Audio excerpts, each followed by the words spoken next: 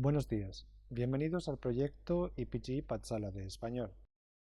Me llamo Carlos Izquierdo Tobías y soy exprofesor visitante de Jamia Millia Islamia en Nueva Delhi. Ahora nos encontramos en el módulo 30 del paper Introducción al cine español. Este módulo se titula El Día de la Bestia de Àlex de la Iglesia. En este módulo vamos a analizar la película El Día de la Bestia de 1995 del director Àlex de la Iglesia. Se trata de una película con elementos de terror y comedia negra. En este módulo vamos a analizar la película El Día de la Bestia de 1995 de Àlex de la Iglesia. Se trata de una película con elementos de terror y comedia negra que arroja una profunda crítica a la sociedad española de los años 90, inmersa en el ambiente celebratorio de los años posteriores a los Juegos Olímpicos de Barcelona, la Declaración de Madrid como Ciudad Cultural Europea y la celebración de la Exposición Universal en Sevilla de 1992. Vamos a hablar primero sobre el proyecto de la película y sus realizadores.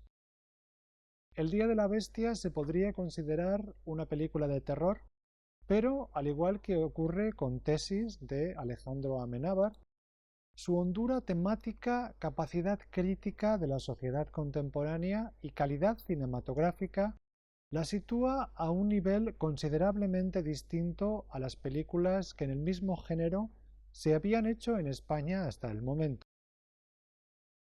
Con un guión del propio director Àlex de la Iglesia y Jorge Guerrica Echevarría, que se convertiría en un constante colaborador del primero, el filme contiene elementos que remiten al mundo a caballo entre lo real y lo irreal de, por ejemplo, El quimérico inquilino de Polanski del 76 o de Taxi Driver de Scorsese del 75, en el que el público termina identificándose con un protagonista demente. Asimismo, podemos observar influencias de las películas de terror de bajo presupuesto debido a la afición del director por el humor negro, la sangre y el gore de Evil Dead 2 de Sam Raimi del 87 o Brain Dead de Peter Jackson del 92. El director de la película, Alejandro de la Iglesia, nació en Bilbao en 1965.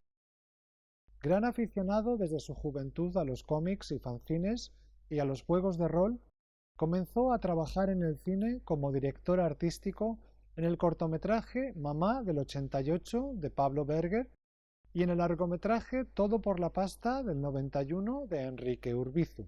Su primer largometraje, Mirindas asesinas, fue protagonizado por Àlex Angulo, que también interpreta el papel principal en El Día de la Bestia. A la productora de Pedro Almodóvar, El Deseo, este corto no le pasó desadvertido. Su primer largometraje pronto financiaría el primer largometraje de Àlex de la Iglesia, la ciencia ficción gore de acción mutante del 93. El Día de la Bestia del 95 fue su segundo largometraje y lo consagró como uno de los directores jóvenes promesa del momento. Otras películas destacadas del realizador vasco son Perdita Durango del 97, Muertos de risa del 99, La Comunidad del año 2000 y Balada triste de trompeta del 2010. El Día de la Bestia de 1995 es un filme inusual en el panorama cinematográfico español. Su representación de un Madrid distópico a finales de los años 90 contrasta con la imagen de un país moderno y estable que se había intentado proyectar internacionalmente con los Juegos Olímpicos de Barcelona, la Declaración de Madrid como Ciudad Cultural Europea y la celebración de la Exposición Universal en Sevilla en el año 92. Nada más lejos de las refinadas imágenes de Madrid como Ciudad Cultural Europea que la ciudad oscura y deprimente, a veces en ruinas y llena de pobreza económica y moral, que muestra El Día de la Bestia. El filme describe un paisaje urbanístico dominado por el consumo, el sensacionalismo de los medios de comunicación y el ascenso de la intolerancia xenófoba.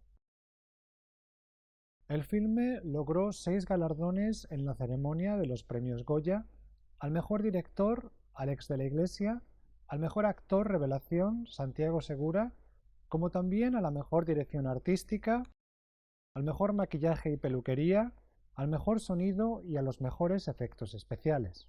Vamos a hacer primero un repaso por la sinopsis de la película.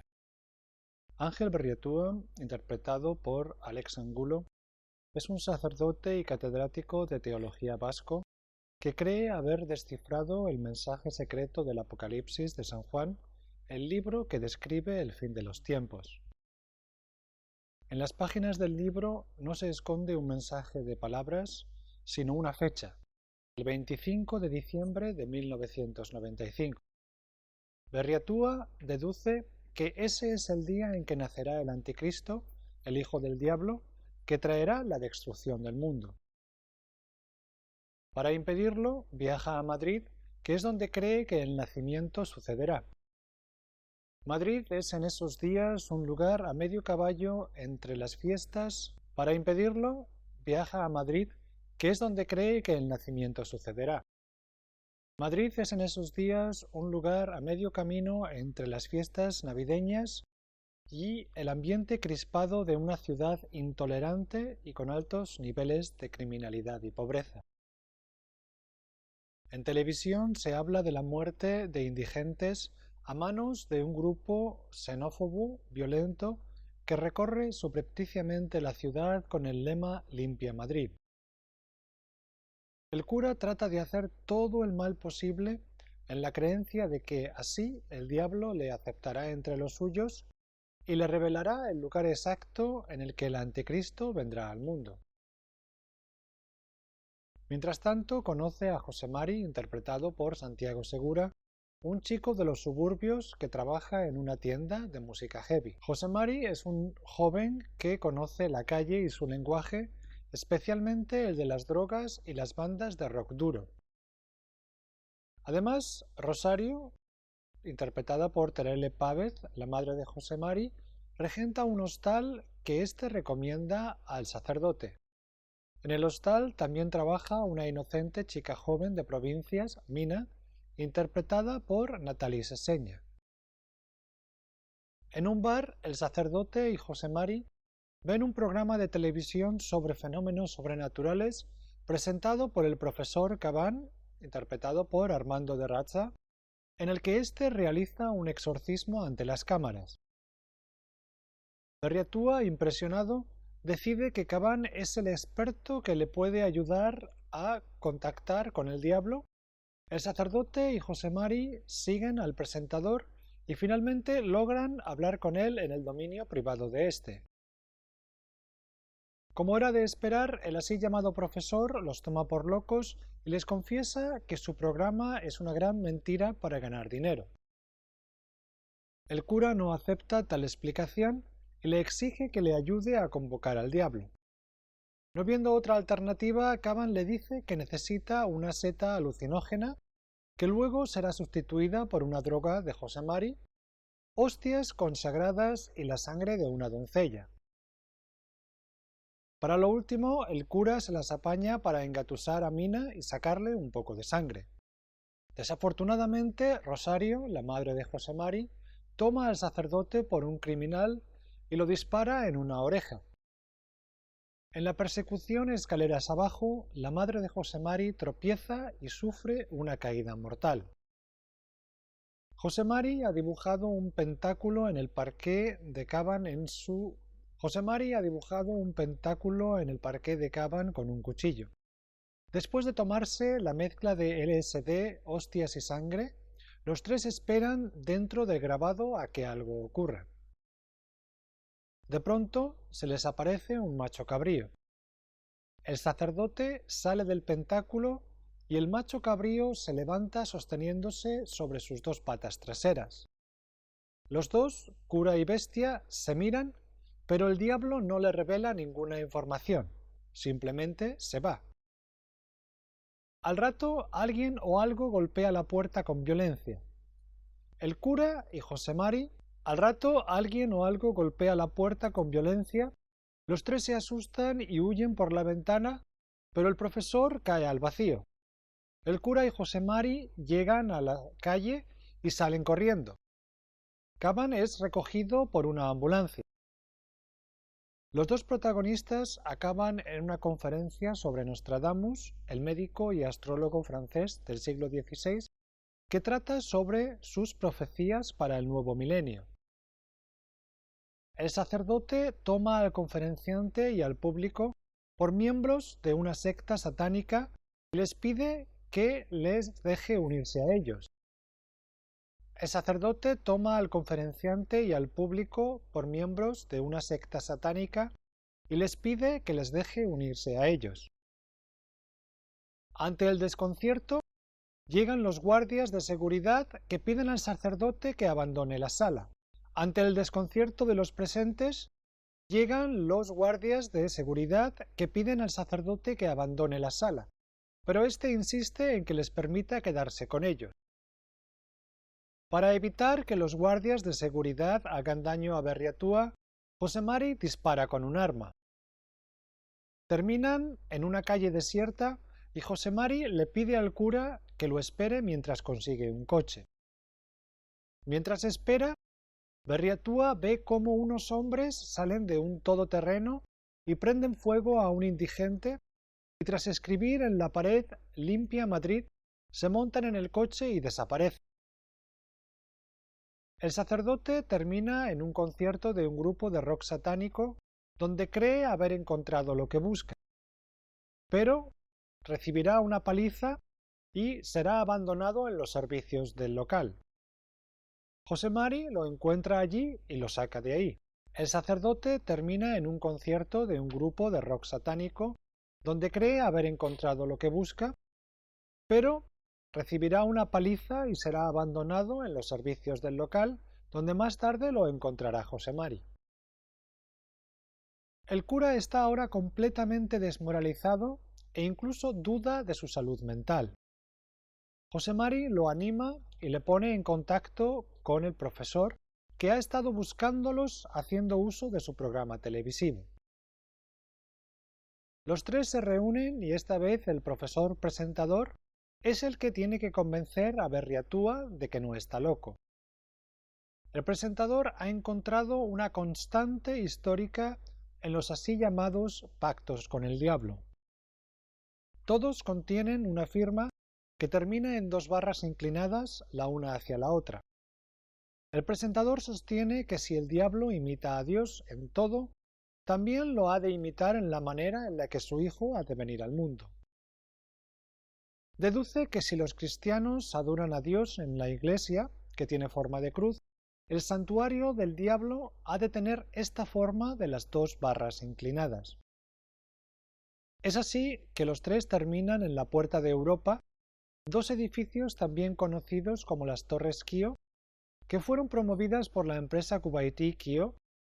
Entre los escombros de las obras se oye a un bebé llorar entre cartones. Pronto aparece el grupo de Limpia Madrid, que dispara a los cartones y después persigue a los tres protagonistas. Berriatúa y Josemari terminan en las inacabadas plantas superiores. Josemari es atrapado por un gigante con forma de cabra que lo arroja al vacío y lo mata. Al presentador en la planta baja le prenden fuego. Pero el sacerdote aparece allí y dispara a los malhechores y consigue salvar al presentador. También dispara al macho cabrío que cae al suelo en forma humana y muere. Meses después, el programa La Zona Oscura comienza una nueva etapa en televisión con un presentador que también se llama igual, pero que no es el original, sino un sustituto que imita sus formas. Meses después, el programa La Zona Oscura que presentaba Caban comienza una nueva etapa en televisión con un presentador que lleva el mismo nombre, pero que obviamente no es el original, sino un sustituto que imita sus formas. Junto a la fuente del Ángel Caído en el Parque del Retiro de Madrid, Berriatúa y el original Caban, vestidos como indigentes, lamentan que nadie sabrá nunca lo que hicieron por el mundo. Vamos a hablar ahora sobre la imagen de Madrid que aparece en la película. El Día de la Bestia presenta un Madrid a mediados de la década de los 90 como una ciudad que no ha superado los fantasmas del pasado y que vive en un presente conflictivo lleno de nuevos retos para los que no se tiene solución inmediata.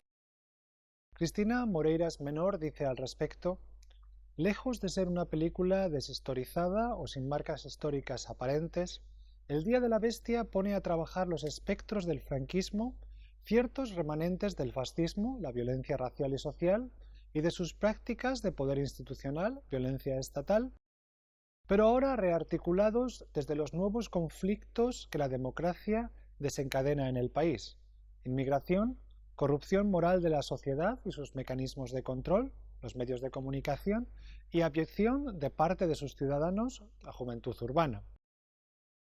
La xenofobia, el rechazo u odio hacia los extranjeros y por extensión al que es diferente, incluso al pobre o indigente, es un problema que preocupa al director del filme.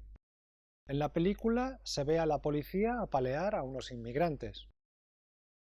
Asimismo, el fascismo es representado menos institucionalmente en el grupo de criminales que se dedica a limpiar Madrid. Asimismo, el fascismo es representado menos institucionalmente en el grupo de criminales que se dedica, según ellos, a limpiar Madrid. Uno de ellos incluso toma la forma de una auténtica bestia al final de la película. Alex de la Iglesia ha dicho en una ocasión que la xenofobia es para él el verdadero demonio. La relación entre xenofobia y medios de comunicación se establece por medio del personaje de Gavan, cuyo estudio de televisión parece pertenecer a Silvio Berlusconi, magnate de la televisión que además fue primer ministro de Italia en varias ocasiones. Berlusconi es famoso, entre otras cosas, por su desafiante xenofobia. También son célebres sus políticas televisivas que fomentan el sensacionalismo. El Madrid amenazado por el fascismo y maniatado por los medios de comunicación es además una ciudad inmersa en el consumismo. La Navidad, en la que está situada la trama, es una época del año en la que aumentan las compras considerablemente en los establecimientos comerciales. Este aspecto es acentuado por la presencia icónica del edificio Capitol en el que se ubica en la trama el piso de Gavan. Este edificio es prácticamente uno de los símbolos de la modernidad madrileña. Su situación privilegiada hace que se pueda contemplar desde todos los ángulos, lo que ha motivado su uso para enormes anuncios publicitarios. En esta fachada ha habido carteles de Camel, Grundig, Schweppes y Benetton. Tras la aparición del diablo en forma de macho cabrío en la película, los tres protagonistas huyen por la ventana y terminan colgando de la gigantesca luminaria que anuncia a Schweppes en el edificio. El tamaño desmedido de la estructura de luces empequeñece a los protagonistas. Otro aspecto que la película denuncia es la corrupción, y lo hace de manera magistral situando el templo del diablo en Puerta de Europa o Torresquío. Aquí es donde por primera vez el sacerdote José Mari y Gavan se enfrentan al diablo o el grupo criminal Limpia Madrid. Las torres son un ejemplo de proyectos inmobiliarios que no se pudieron terminar en su momento debido a sucesivos escándalos económicos. El filme las muestra como un espacio en construcción, quizá incluso abandonado, en el que los sin techo pueden dormir y los criminales pueden esconderse. Asimismo, el nombre de Puerta de Europa, que aparece casi al principio cuando el sacerdote llega a la ciudad de Madrid, arroja una profunda crítica a los deseos europeístas del momento, mostrando una ciudad llena de pobreza y violencia institucional. Para terminar esta sección, valga esta descripción a modo de resumen de Carlos Heredero. Madrid es para él, dice, una ciudad envuelta en los fastos del consumo, donde la retórica de los buenos sentimientos y la iconografía propia de las fiestas circulan por calles de miseria llenas de obras y sembradas de hogueras en un contexto urbano casi apocalíptico, asolado por la xenofobia y por la violencia fascista. Una urbe donde los Reyes Magos caen abatidos en medio de un tiroteo donde los mendigos son quemados por los nazis, los emigrantes apaleados por la policía, las tumbas asaltadas y los supermercados saqueados, donde el consumo de drogas y la pobreza más degradante comparten espacio con los escaparates luminosos y los reclamos publicitarios. Termina aquí la cita. Por último, vamos a hablar del personaje del sacerdote como una especie de Quijote para el fin de los tiempos. Es María Pilar Rodríguez en su Mundos en conflicto, aproximaciones al cine vasco de los 90, la que se refiere al personaje de Alex Angulo como un Don Quijote de los años 90. El propio director del filme lo ha expresado de esta manera. El cura es un loco que sale de aventuras buscando fantasmas, ayudado por un escudero gordo y bonachón. El cura, como Don Quijote, sufre una terrible falta de recursos para enfrentarse al mundo moderno. Los dos han vivido absortos en lecturas constantes, uno descifrando los mensajes secretos de la Biblia, el otro con los libros de caballerías, y ambos han construido su realidad en torno a estas lecturas. Ángel Berriatúa no comprende el mundo audiovisual en el que está inmersa la sociedad del momento. En cierto sentido, sus andanzas representan un aprendizaje doloroso de este idioma, de esta otra realidad que en la urbe está por todas partes. Por medio de la televisión, máximo instrumento de cultura de masas, nos enteramos muy al principio de la película de que existe un grupo de ultraviolentos que asesinan a indigentes en las calles de Madrid bajo el lema Limpia Madrid. Para el sacerdote, esta noticia solo adquirirá significado cuando él mismo se convierte en un testigo directo de uno de estos crímenes desde el otro lado de la calle. A este proceso de reconocimiento tardío se le puede unir otro de excesiva interpretación de las imágenes que al fin y al cabo corresponden a la misma realidad, la falta de preparación del cura para entender la realidad fuera de los libros. Se trata del momento en el que entra a la tienda de discos de José Mari porque el escaparate está repleto de la imaginería satánica de cierto tipo de música heavy. Para él, el contenido de este escaparate, como también las carátulas demoníacas de los discos, son signos que guían su misión. Su falta de preparación audiovisual hace que interprete en exceso estos signos o que simplemente no los entienda. En este sentido, el Quijote cervantino insiste en la necesidad de que seamos mejores lectores, que discernamos con mayor criterio, que no demos cualquier lectura como ejemplo paradigmático de la realidad. Este es también uno de los propósitos de la película de Alex de la Iglesia. La crítica a la televisión del momento está servida.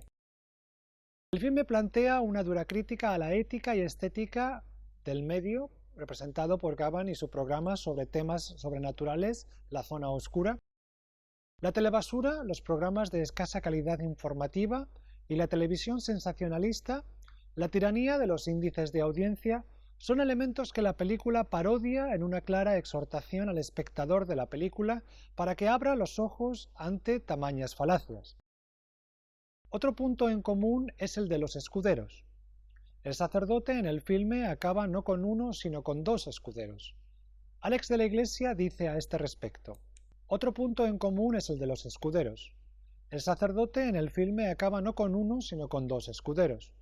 Alex de la Iglesia dice al respecto: al igual que en Don Quijote, el cura acaba escéptico, laico, y Caban, por el contrario, se convierte en un creyente total. Termina la cita. Esto es lo que ocurre casi al final de la película, en la que el sacerdote cuestiona su propia cordura, y es entonces cuando José Mari y Caban intentan convencerle de que hay que llevar a término la misión. José Mari, como encarnación más directa de Sancho Panza, ha asimilado las creencias de su maestro y su buen corazón y apoyo incondicional hacia el sacerdote le hacen animarlo a terminar su misión. Caban, por su lado, ha sido testigo de la aparición del diablo y ha sido capaz de encontrar signos de su existencia, las barras inclinadas en la firma del maligno, en la cultura popular que él hasta el momento había manipulado para su programa. Esta película es una muy interesante crítica de la sociedad de los 90, El Día de la Bestia es una muy interesante crítica del Día de la Bestia que recomiendo. El Día de la Bestia es una de las más interesantes películas de los años 90. Termina aquí el módulo dedicado a esta película. Muchas gracias.